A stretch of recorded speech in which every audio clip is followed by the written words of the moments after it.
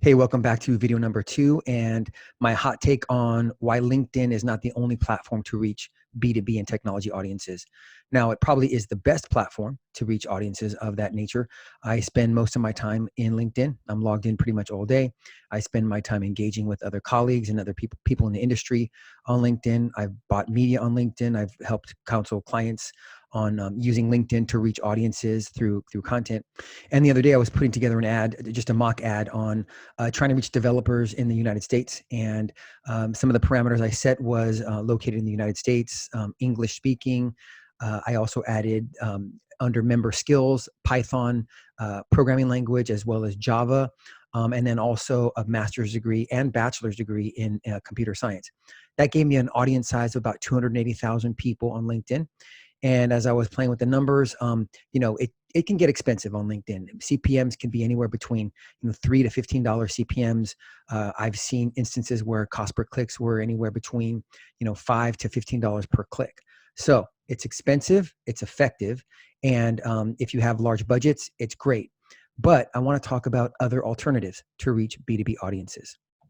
So the first one is Facebook, and I think that we can all agree that for the most part, and historically, Facebook has been the place where consumers are having conversations about, unfortunately, politics or sports, and it's one that I've used for posting photos of my kids' basketball games or sports and entertainment, things like that. I would say for the last couple of years, though, that it's been a place where business professionals and technologists are using Facebook in different ways to communicate through private groups or other, public Facebook pages.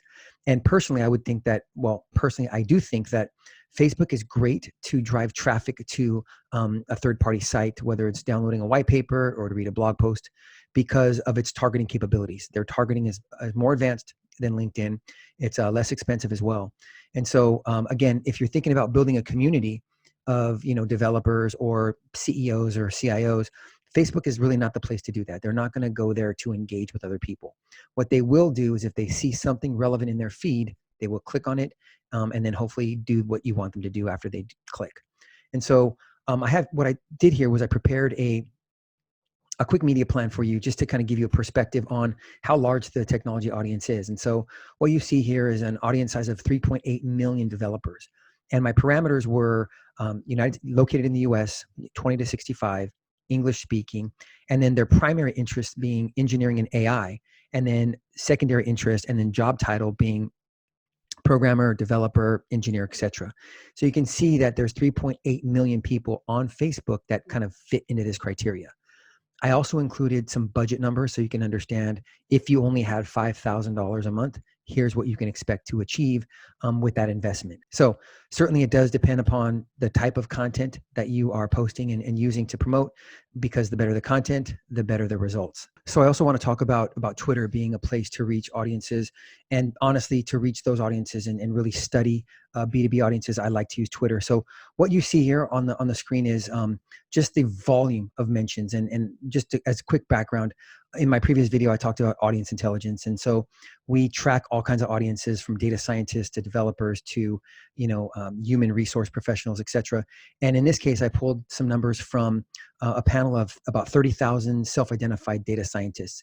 So you can see here over the course of 4 years, from 2016, January 1, to today, how many times they've mentioned these particular keywords. And so if you look here, for example, we have 15.1 million mentions of AI over the last 4 years, 515,000 mentions of 5G. You can see it spiked in January 2019 and has declined a little bit. Now, remember, these are people. These are self-identified people who are using social to talk about topics. And so B2B and technologists are alive and well on Twitter. They're using it, they're sharing, they're talking. So to give you a deep dive on the data scientist audience, drill down just a little further, we did a little cluster analysis of the topics that are top of mind for them in 2019. So you can see here, it's broken down by colors. So AI, automation, analytics, IoT, blockchain, these are all the topics that data scientists were talking about the most. Now, the size of the color-coded boxes represent volume. So the larger the box, the larger volume of conversation. So you can see, within kind of the AI conversation, they're talking about health technology, quantum, applied math, et cetera. Within the context of blockchain, you see Bitcoin, crypto, mining, malware. and such. So this is great information to have, because you can use this to really think through your content and editorial strategy, so that you are, essentially using the same language that your audience is using if you are trying to reach the data scientists. So what we're looking at here is just those same topics over time. So analytics, AI, automation, blockchain, and IoT, as of January 1, 2019 to date. What are they talking about the most, and what's declining from a trend standpoint? So you can see like blockchain has declined over the year. You see, AI and analytics have pretty much remained flat. IoT is pretty flat. So what we're looking at here is top media based on those same topics that we just looked at. So analytics, AI, automation. When data scientists are talking about and sharing analytics types of information, they are doing so from Data Science Central, KD Nuggets, HBR. When they are talking about automation, it's Forbes and PwC and LinkedIn.